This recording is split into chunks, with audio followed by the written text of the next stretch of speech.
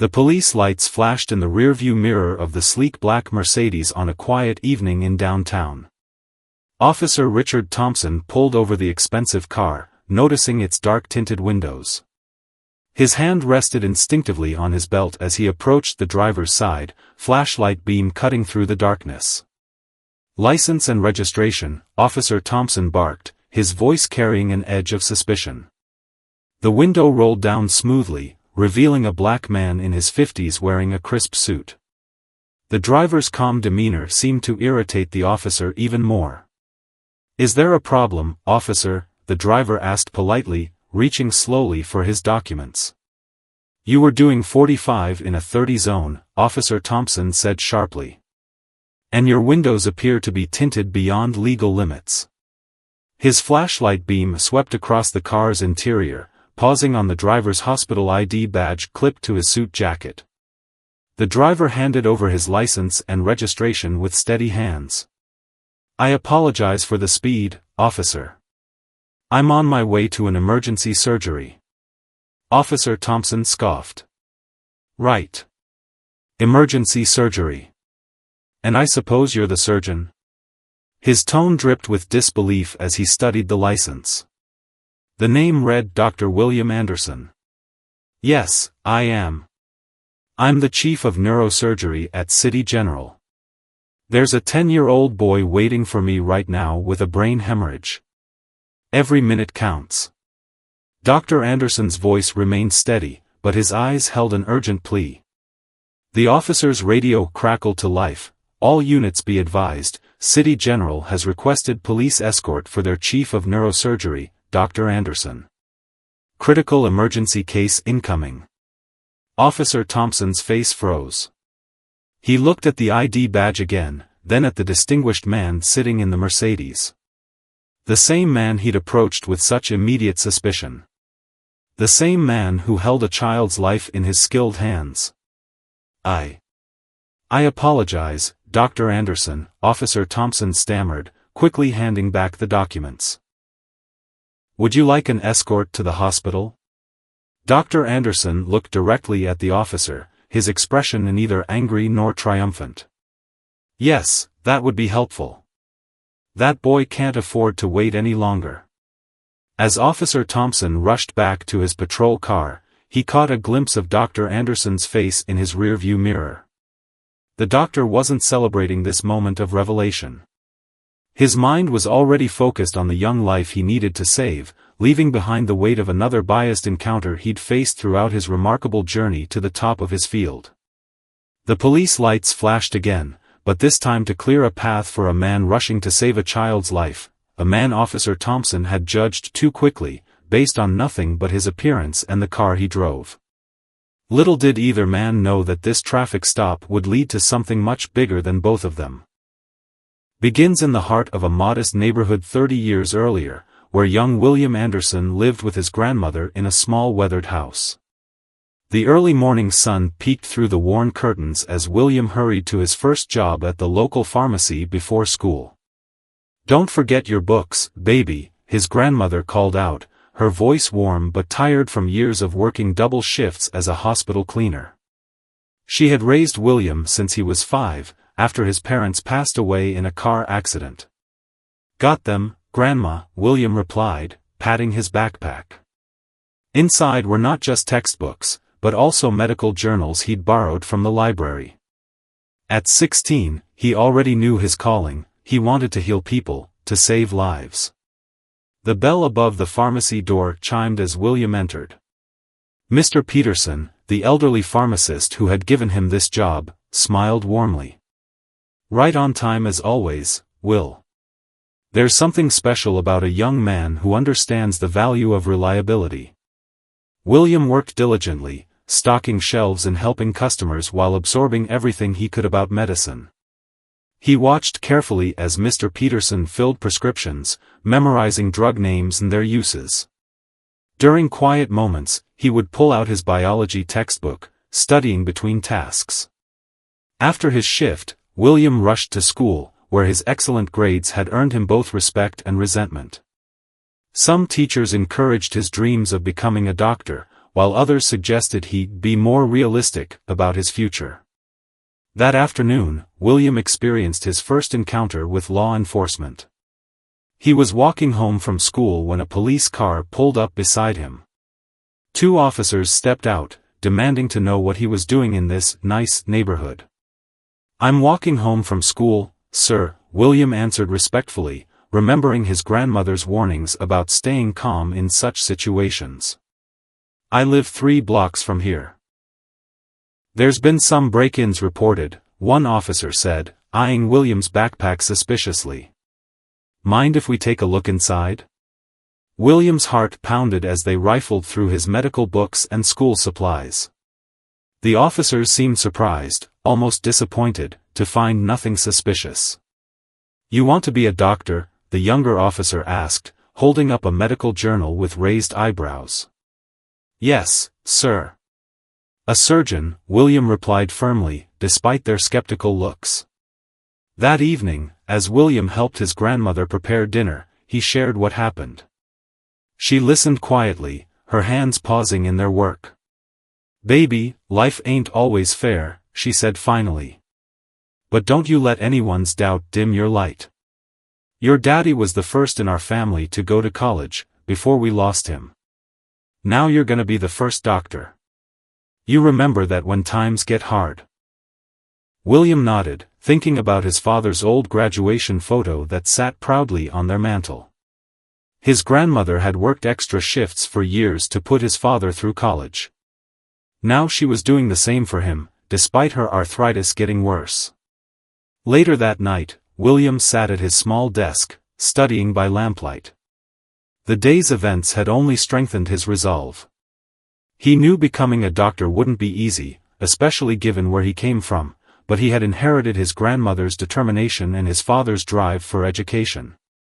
From his window, he could see the lights of City General Hospital glowing in the distance.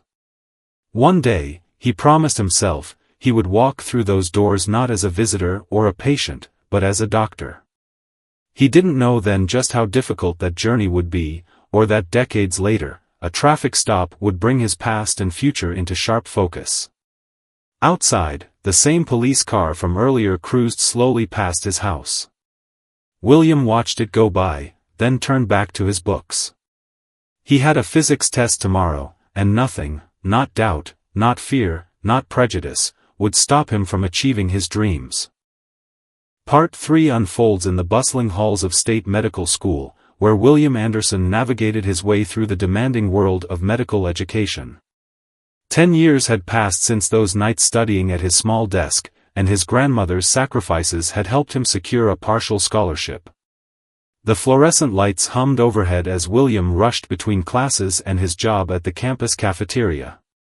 His white coat, once a symbol of pride, now felt heavy with the weight of being one of only 3 black students in his class of 150. "Anderson, you're up next," Dr. Roberts called out during rounds. The attending physician had a reputation for being tough on all students, but seemed to reserve special scrutiny for William. "Tell us about the patient's symptoms." William stood straight, reciting the case details perfectly. He'd stayed up until 3 a.m. studying this patient's file, knowing he couldn't afford even the smallest mistake. "The patient presents with." After rounds, William hurried to his cafeteria shift. The manager, Mrs. Chen, always kept a plate of food warm for him. "You're too skinny," she would say, pushing extra portions his way. Doctors need strength. Between serving food and cleaning tables, William practiced sutures on oranges he'd saved from the kitchen. His hands needed to be steady, perfect. Mrs. Chen would watch him with motherly concern, especially on nights when he worked double shifts to afford his textbooks. One evening, as William walked to his small apartment, a campus security car pulled up. "ID," the officer demanded, not bothering with pleasantries. William was still wearing his white coat, coming from a late lab session. "I'm a medical student," William explained, showing his ID. "Just finished anatomy lab." The officer looked skeptical. "We got reports of someone suspicious in a white coat. Had to check it out." William thought about his grandmother's words from years ago. Her voice still guided him. Let your work speak louder than their prejudice. Later that week, during a crucial surgery observation, Dr. Stevens, a senior surgeon, noticed William's natural talent. "You've got good hands, Anderson," he said afterward. Ever considered neurosurgery? William had. In fact, he'd read every neurosurgery journal in the library. "Yes, sir. It's my goal." "It's the most demanding specialty," Dr. Stevens warned. "Long hours, high pressure, no room for error. Many don't make it." "I've never been afraid of hard work, sir," William replied, thinking of his grandmother still working hospital shifts at 65. That night, William called his grandmother. Her voice was weaker now, but her spirit remained strong. "How's my doctor doing?" she asked proudly. "Still working on it, Grandma. Dr. Stevens mentioned neurosurgery today." "Lord, brain surgery?" She chuckled. "Well, if anybody can do it, it's you, baby.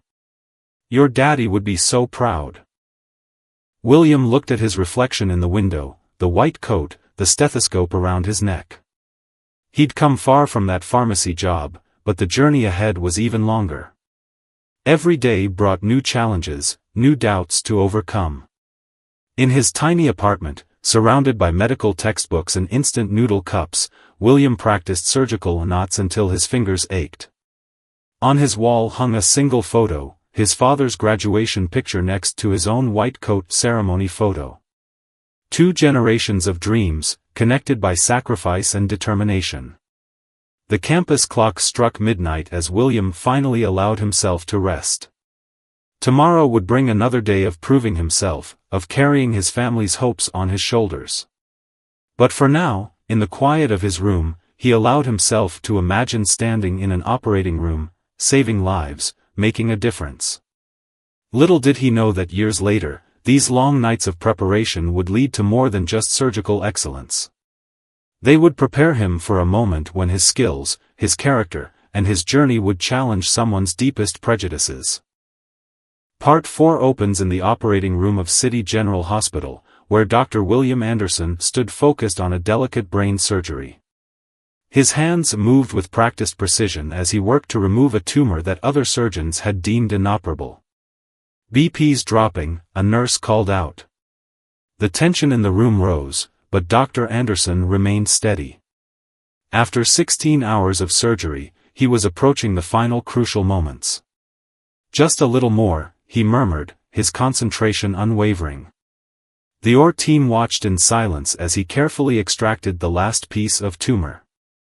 The monitor's steady beeping confirmed what they already knew: he'd done it again. In the hallway, the patient's family waited anxiously. Dr. Anderson emerged, still in his surgical cap, to deliver the good news. The mother burst into tears of relief, hugging him tightly. These moments made every struggle worth it. Back in his office, now bearing the title, Chief of Neurosurgery, William looked at the newest addition to his wall, a photo of his grandmother at his promotion ceremony, beaming with pride. She'd passed away just months after, but not before seeing her grandson achieve his dreams. A knock at the door interrupted his thoughts. Dr. Sarah Chen, head of oncology, entered with a concerned look. "William, the board's questioning your decision to take on pro bono cases. They're saying it's straining our resources." William straightened in his chair. "Those patients need our help, Sarah. I can't turn them away just because they can't pay." "I know," she sighed. "But Matthews from administration is making noise about budgets and profit margins." Before William could respond, his pager buzzed, "Emergency surgery." As he hurried to the OR, he passed young residents who looked up to him with admiration. He remembered being in their shoes, facing doubt and discrimination. The emergency patient was a young boy from a poor neighborhood, similar to where William grew up. The child's mother wrung her hands anxiously. "Doctor, we don't have insurance." "Let's focus on saving your son," William assured her. We'll figure out the rest later. Hours later, after successfully stabilizing the boy, William sat in his office completing paperwork. A memo from the board lay on his desk, questioning his excessive pro bono work. He thought about his own journey, about Mr. Peterson from the pharmacy who'd given a chance to a young boy with big dreams. His phone buzzed, another emergency case. As he drove his Mercedes through the city streets, he reflected on how far he'd come. The same streets where police once stopped him for looking suspicious, now saw him racing to save lives. The hospital's youngest resident, Dr. Thompson, caught up with him in the parking lot. "Dr. Anderson, I wanted to thank you for letting me observe your surgeries. I'm learning so much." William smiled, remembering his own mentors. "Keep working hard. Medicine isn't about titles or status, it's about helping people." That evening, driving home after a 20-hour shift, William passed his old neighborhood. The pharmacy where he'd worked was now a convenience store, but the memories remained fresh. He thought about the current generation of young dreamers, facing the same barriers he'd overcome. Tomorrow would bring new challenges, new lives to save, and likely new battles with administration over his dedication to helping the underprivileged. But for now, Dr. William Anderson, Chief of Neurosurgery, allowed himself a moment of quiet satisfaction. He'd proven that talent, determination, and compassion could overcome prejudice. Little did he know that soon, a routine traffic stop would bring his past and present into sharp collision, testing everything he'd learned about patience, dignity, and the power of breaking stereotypes. Begins with Dr. Anderson walking into a crowded high school auditorium in his old neighborhood. The banner above read, Medical Careers Initiative, a program he'd created to help underprivileged students pursue careers in healthcare.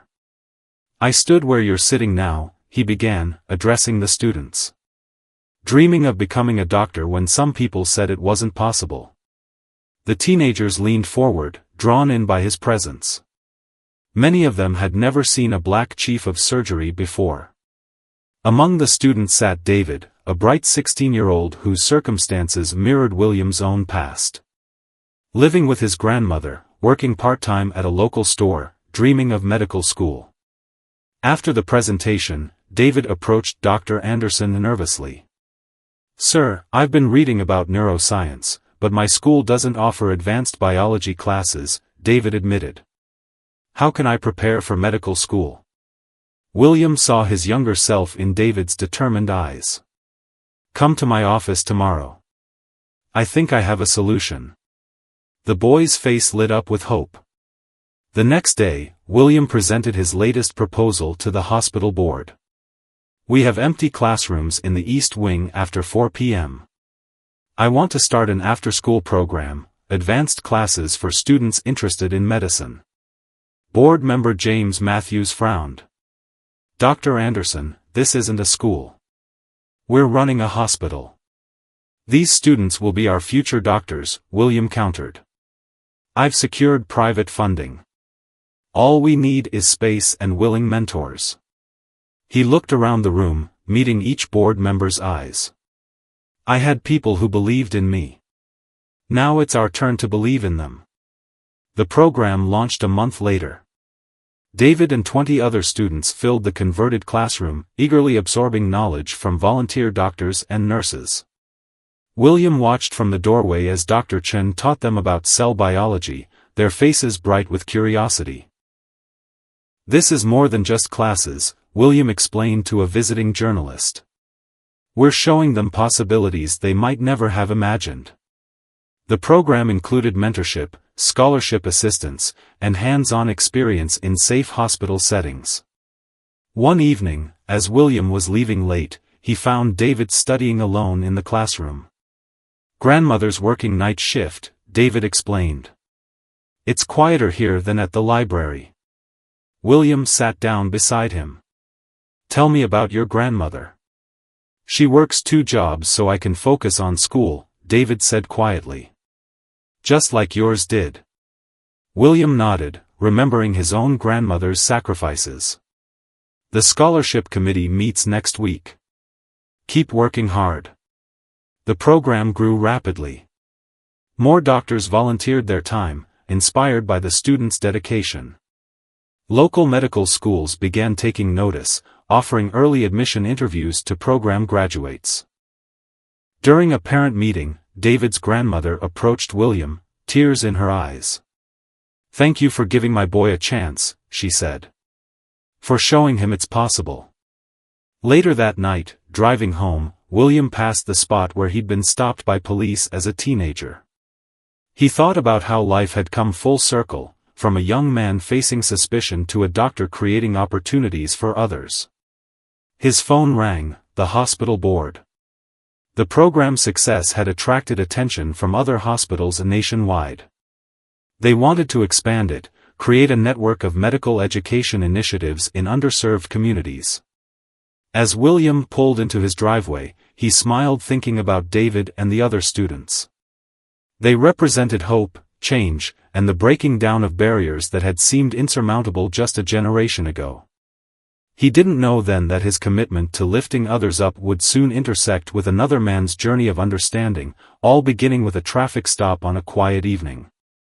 Copyright Try takes us into Officer Richard Thompson's world, beginning with him sitting alone in his patrol car, staring at a worn photograph of his younger brother Mike.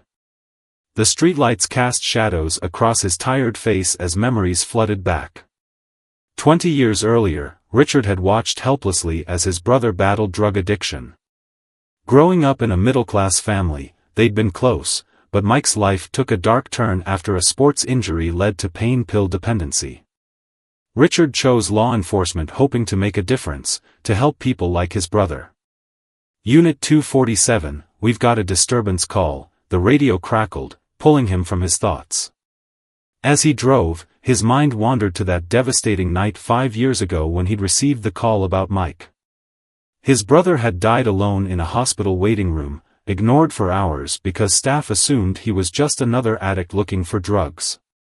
The truth was different. Mike had been having a heart attack. The medical examiner said he might have survived with prompt treatment. Since then, Richard had developed a hardened view of the world, his grief sometimes manifesting as judgment. At the police station, his locker held another photo, Mike's college graduation. "You were supposed to become a teacher," Richard whispered to the image. His brother had been brilliant, charismatic, everything Richard wasn't. The loss had left him bitter, especially toward medical professionals who he felt had failed his brother. During his lunch break, Richard visited Mike's grave. "I'm trying, brother," he said softly. "But sometimes I don't know what I'm doing anymore." His supervisor had recently suggested counseling, noticing his increasing tension during routine stops. Back on patrol, Richard watched doctors entering City General Hospital, the same hospital where Mike died. He'd developed a particular skepticism toward successful medical professionals, viewing them as privileged and disconnected from regular people's struggles. At home that evening, Richard's wife Linda tried to reach him. "You're carrying too much, Rich," she said, touching his shoulder. "Mike wouldn't want this for you." "I see him everywhere," Richard admitted. "Every junkie I stop, every medical emergency call. I keep thinking if someone had just taken time to really see him that night." The next morning, heading to his shift, Richard drove past a group of young medical students entering the hospital. He noticed one helping an elderly patient from their car, taking time despite obviously being late. Something about the scene touched a buried part of him. His sergeant had been pushing him to participate in community outreach programs, trying to bridge the gap between police and neighborhoods they served. Richard had resisted, believing it wouldn't make a real difference. That afternoon, responding to a call near his old neighborhood, Richard saw kids playing basketball where he and Mike used to play. One wore a torn medical school t-shirt, dribbling with fierce determination. As his shift neared its end, Richard found himself thinking about his brother's last words to him: "Don't let this change who you are, Rich. You were always the one who saw the good in people." Pulling over a speeding Mercedes wasn't unusual in this part of town. Rich had stopped dozens of expensive cars, often finding entitled doctors or lawyers behind the wheel. But this stop would be different. This encounter would force him to confront his prejudices and the weight of his brother's memory in ways he never expected. The sun was setting as Richard noticed the black Mercedes exceeding the speed limit.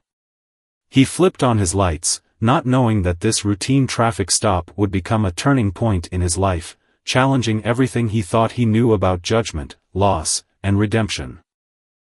Opens in the emergency room of City General Hospital, where a young boy lay unconscious from the brain hemorrhage Dr. Anderson had rushed to treat after the traffic stop. Officer Thompson stood in the waiting room, having followed the Mercedes to ensure the doctor arrived safely. Through the observation window, Richard watched Dr. Anderson work with intense focus and skilled precision. The same man he'd approached with such suspicion was now performing a miracle before his eyes. The OR staff moved like a well-orchestrated team around the surgeon, responding to his calm, clear commands. "That's Tommy in there," a nurse told Richard, noticing his interest. Dr. Anderson cancelled his vacation when he heard about the case. Boy's family can't afford the surgery, but the doc said that doesn't matter. Hours passed, and Richard remained, drawn by something he couldn't explain. He watched other doctors come and go, all showing deep respect toward Dr. Anderson. A young resident brought him coffee, mentioning how the chief surgeon had helped her secure a scholarship years ago. Finally, Dr. Anderson emerged, still in his surgical scrubs. His eyes showed exhaustion but satisfaction. He noticed Officer Thompson and walked over. "The boy will make it," he said simply. "Thank you for the escort earlier. Those minutes made a difference." Richard struggled with words. I need to apologize about earlier. I made assumptions." "Join me for coffee," Dr. Anderson interrupted gently. "I think we both could use it." In the hospital cafeteria, over steaming cups, William shared stories about his program helping underprivileged students pursue medical careers. Richard found himself opening up about Mike, about that terrible night, about his growing bitterness.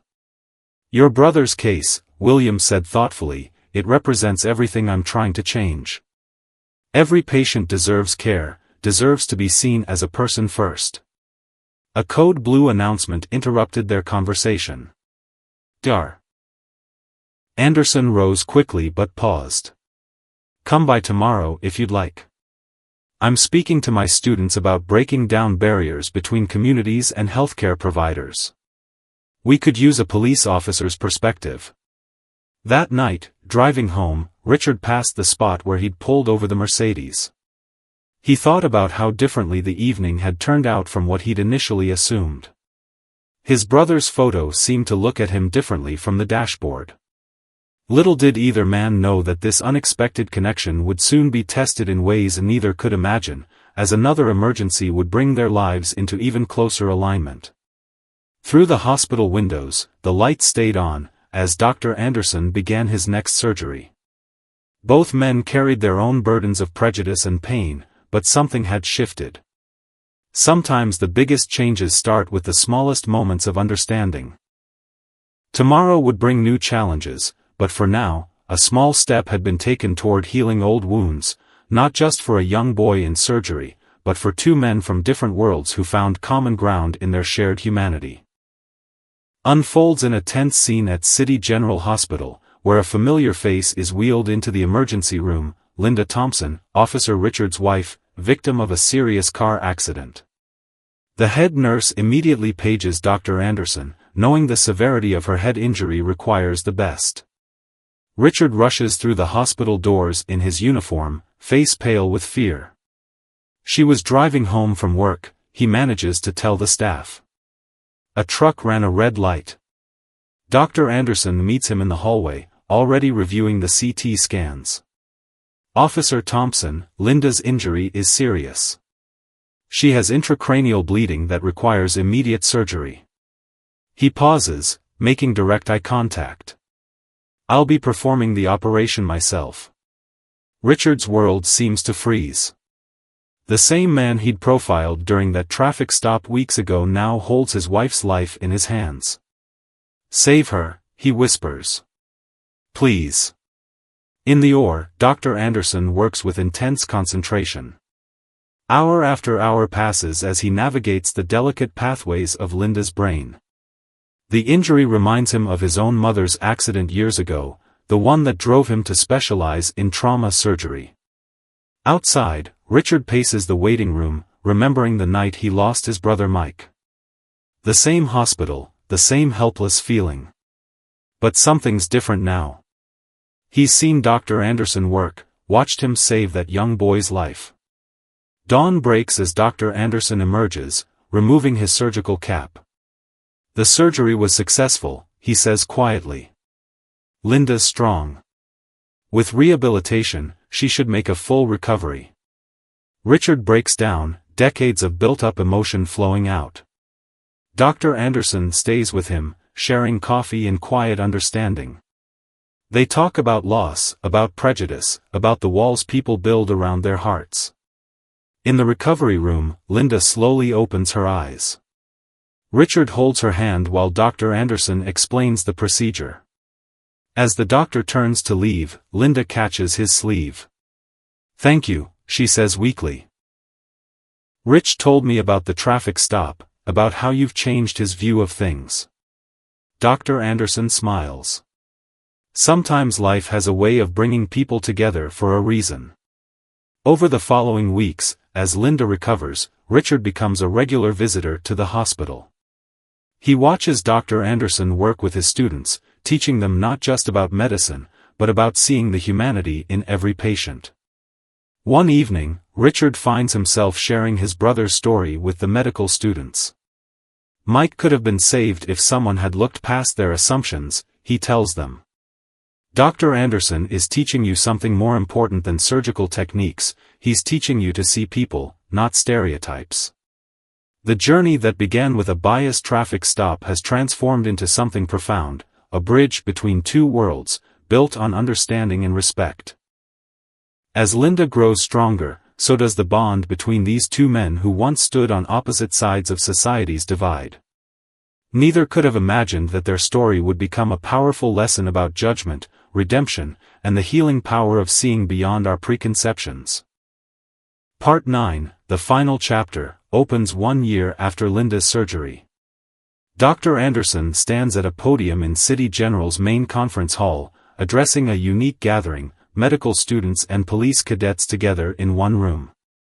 Officer Thompson stands beside him, both men now partners in a groundbreaking community program.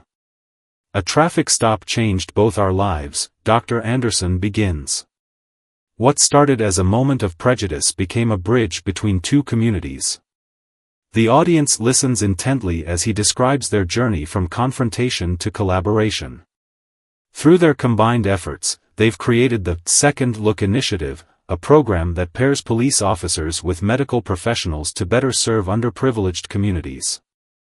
Emergency responders now train alongside hospital staff, learning to see beyond first impressions. Richard steps forward to share his story. "I wore a badge, but I also wore blinders," he admits. "Dr. Anderson didn't just save my wife's life, he helped me see my own biases." He describes how losing his brother to medical negligence had hardened his heart, particularly toward successful medical professionals. The program has already shown remarkable results.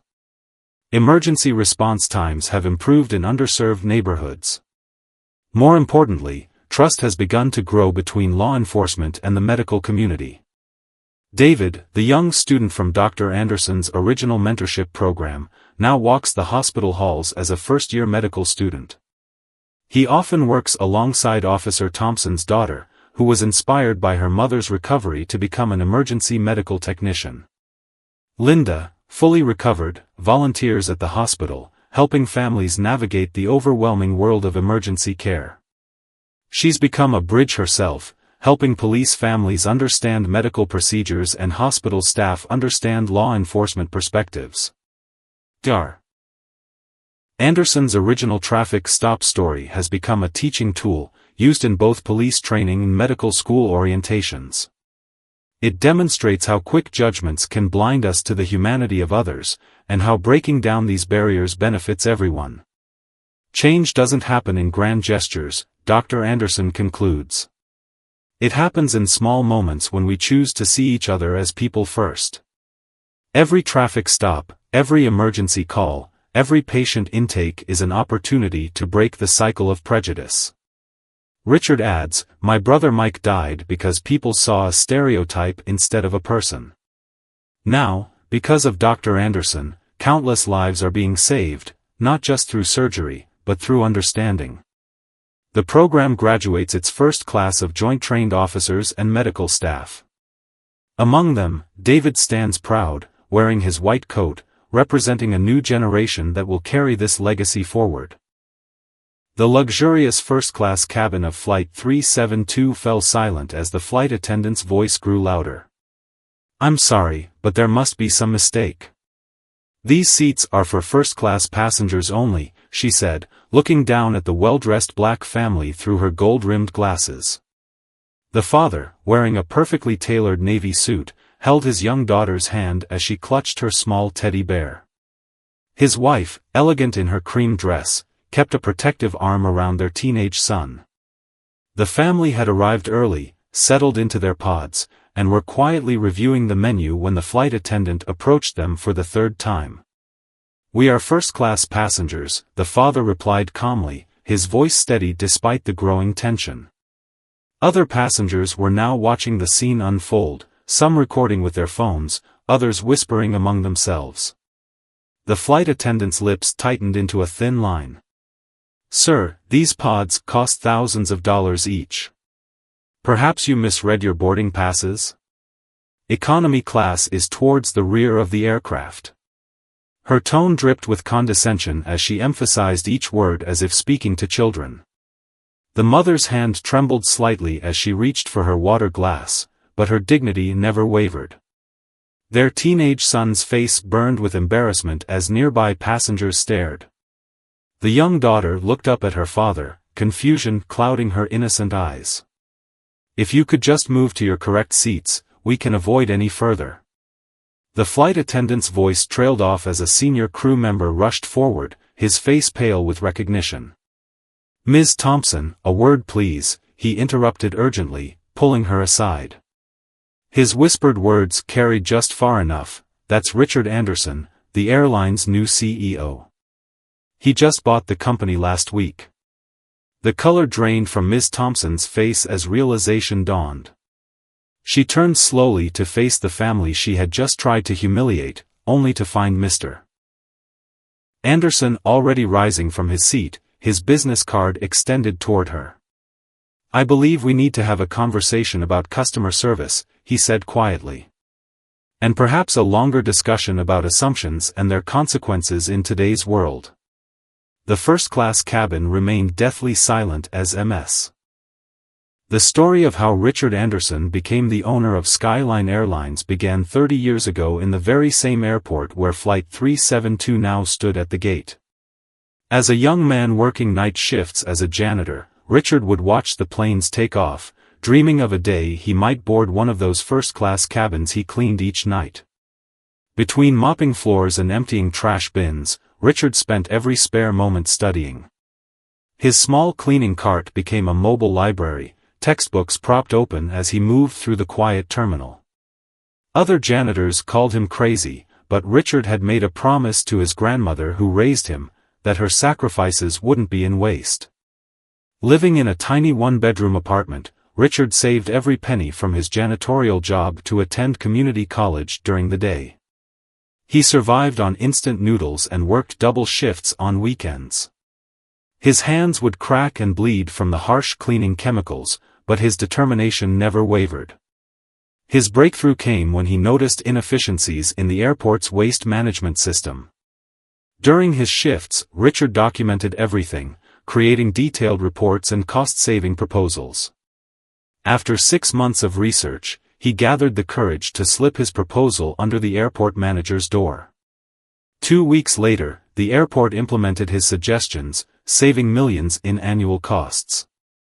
Richard was promoted to consulting on efficiency projects, working his way up through various positions. But he never forgot his roots, treating every employee, from cleaners to executives, with the same respect. 20 years of smart investments and innovative business strategies followed. Richard built a logistics company that revolutionized airport operations across the country. Yet despite his growing success, he maintained a modest lifestyle, teaching his children the value of hard work and humility. The Anderson family lived in a comfortable but unassuming house.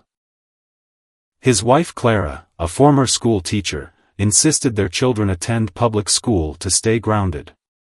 Every Sunday, they volunteered at the same soup kitchen where Richard once ate during his hardest days. His daughter Amy, now clutching her teddy bear in the first-class cabin, wore second-hand clothes until age 5 because her parents wanted her to understand the value of money. His son David worked part-time at a local grocery store, never revealing his father's identity to his co-workers. When the opportunity to buy Skyline Airlines emerged, Richard saw it as more than a business venture. He remembered countless nights watching Skyline's planes take off while he cleaned the terminals. The airline had been struggling, its once proud service standards slipping under corporate mismanagement.